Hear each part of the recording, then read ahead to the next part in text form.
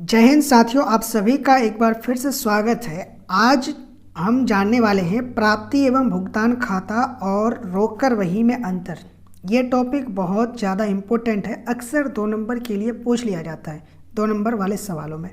तो रोककर वही और प्राप्ति एवं भुगतान खाते में पिछले वीडियो में मैंने बताया था कि इन दोनों में बहुत अधिक समानताएं हैं, लेकिन कुछ अंतर भी है। तो रोककर वही और प्राप्ति एवं भुगतान खाते में क्या अंतर है, इसको आज हम समझते हैं। तो सबसे पहले हम देखेंगे रोककर वही और प्राप्ति एवं भुगतान खाते में जब आपको एग्जाम में लिखने के लिए आप जाएंगे तो आपको आंसर लिखकर इस तरीके से लिखना है, प्राप्ति एवं भुगतान खाता और रोककर वही में निम्नलिखित या निम्न अंतर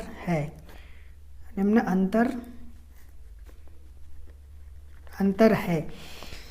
इस तरीके से आपको सबसे पहले ये लाइन तो लिखना ही है। उसके बाद आप लिखेंगे यहाँ पे प्राप्ति एवं भुगतान खाता एक साइड में, प्राप्ति एवं भुगतान खाता यानी कि रिसिप्ट्स एंड पेमेंट अकाउंट एक साइड में आप लिखेंगे और दूसरे साइड में आप लिखेंगे रोककर वही। अब यहाँ पे मैं आप लोगों को शॉर्ट में बताऊंगा, आप लोग इसको फुल या डिटेल के साथ भरिएगा। यहाँ पे मैं आपको शॉर्ट में लिखूंगा ताकि टाइम बचे। तो प्राप्ति एवं भुगतान खाते में सबसे पहला अंतर अगर देखेंगे तो इन दोनों में पहला अंतर होता है कि प्राप्ति एवं भुगतान खाते में जो है प्रविष्टियाँ जो की जाती है वो तिथिवार तरीके से नहीं की जाती है। यानी कि इसमें जब लिखिए कोई भी ट्रांजैक्शन को ऐड किया जाता है तो उसको डेट वाइज नहीं ऐड किया जाता है, नहीं लिखा जाता है। यानी कि तिथिवार प्रविष्टि नहीं की जाती है, जबकि रोककर वही में तिथिवार प्रविष्टि की जाती है। ये इन दोनों में पहला अंतर है। दूसरा अंतर यह है कि इसमें प्राप्ति एवं भुगतान खाते में सारांशित रूप से प्रविष्टियाँ की जाती है, यानी कि संक्षिप्त रूप से पूरा डिटेल नहीं लिखा जाता है, सिर्फ जो उसका शॉर्ट है उसको लिखा जाता है, यानी कि सारांशित प्रविष्टि की जाती है। जबकि इसमें क्रमवार प्रविष्टि की जाती है, यानी कि एक तो पूरा डिटेल भरा जाता है, ऊपर से क्रमवार मतलब एक के बाद एक जो भी ट्रांजैक्शन होता है उसका लेखा किया जाता है, क्रमवार। ये हो गया दूसरा अंतर।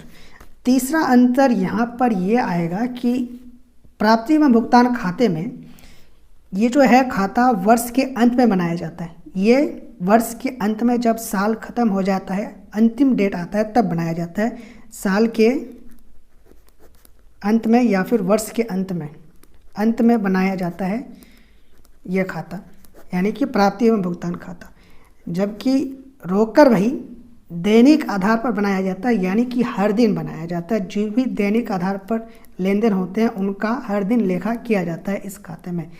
आज जो भी लेन देन हुआ उसका लेखा आज ही हो जाएगा, फिर कल जो होगा उसका लेखा फिर कल किया जाएगा रोककर वही में। जबकि प्राप्ति एवं भुगतान खाते में ऐसा नहीं है, पूरा साल का लास्ट में किया जाता है। अब चौथा अंतर ये होगा कि इनमें ये प्राप्ति एवं भुगतान खाता जो है ये केवल गैर व्यापारिक संगठनों के द्वारा बनाया जाता है, गैर व्यापारिक संगठन के द्वारा या फिर संस्था के द्वारा बनाया जाता है। जबकि रोककर वही जो है ये गैर व्यापारिक संस्थाओं के द्वारा बनाया जाता है और व्यापारिक संस्थाओं के द्वारा भी बनाया जाता है, यानी कि सभी के द्वारा बनाया जाता है। अब पांचवा अंतर यह है कि इसमें यानी कि प्राप्ति एवं भुगतान खाते में पृष्ठ संख्या के लिए कोई खाना नहीं छोड़ा जाता है, यानी कि खाता नंबर के लिए पृष्ठ संख्या यानी कि पेज नंबर के लिए कोई अलग से लाइन नहीं रखा जाता है, कोई अलग से जगह नहीं रखा जाता है। जबकि रोककर वही में पृष्ठ संख्या के लिए अलग से खाता बनाया जाता है।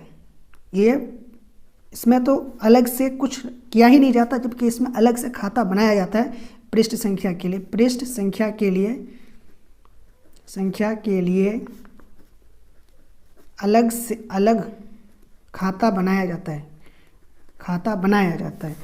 अगला अंतर यह है कि छठा अंतर कि प्राप्ति व भुगतान खाता की जो बाएं पक्ष होता है उसमें सभी प्राप्तियों को, यानी कि बाएं पक्ष